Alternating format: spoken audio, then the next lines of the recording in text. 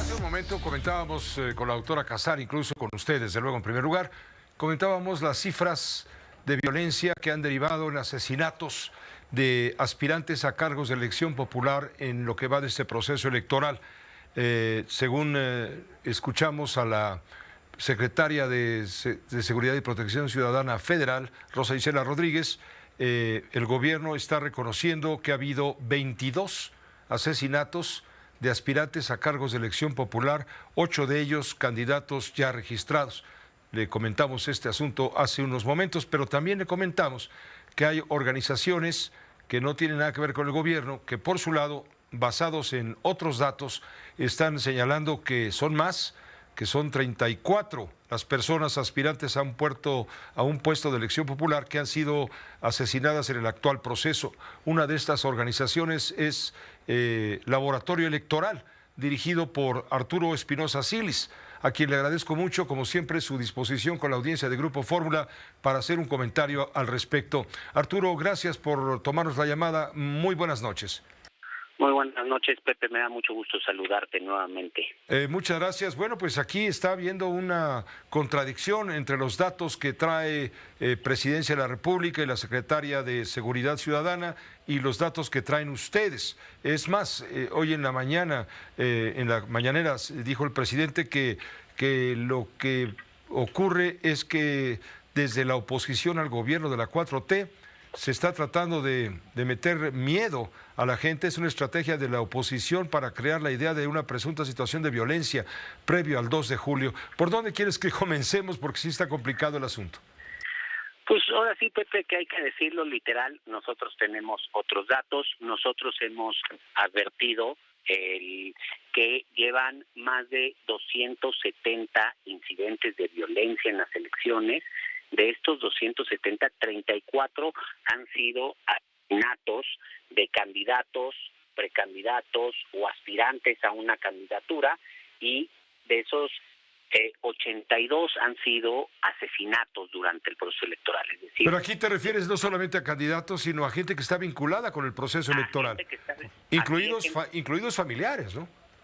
Justamente, hemos advertido que hay un número importante de personas que son familiares de candidatos, precandidatos o aspirantes que han sido víctimas en este proceso electoral, y esta cifra, lo peor de todo es que incrementa todos los días. Yo realmente no sé cuál es la metodología o qué estén tomando en cuenta el gobierno. Nosotros hemos ido publicando los datos, hemos presentado 2 informes muy completos y muy exhaustivos.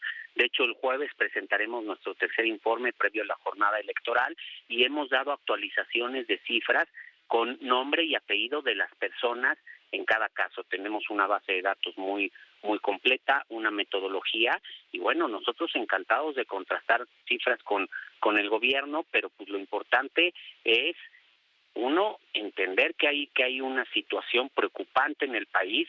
Yo hoy se los planteaba, he estado hablando con misiones de observación electoral durante estos días, y les preguntaba si estas cifras no serían un escándalo en cualquier país, estas cifras de asesinatos de candidatos que han perdido la vida, y pues observadores internacionales me comentaban que sí, que en cualquier país esto daría prácticamente para suspender las elecciones. Hay que decirlo, no es una situación generalizada en todo el país, pero sí está focalizada de manera muy importante en algunos estados y particularmente en algunos municipios. Ahora, entonces tú no estás de acuerdo con lo que dijeron hoy en la mañana, lo que dijo el presidente de la República cuando acusa una estrategia de la oposición para crear la idea de una presunta situación de violencia.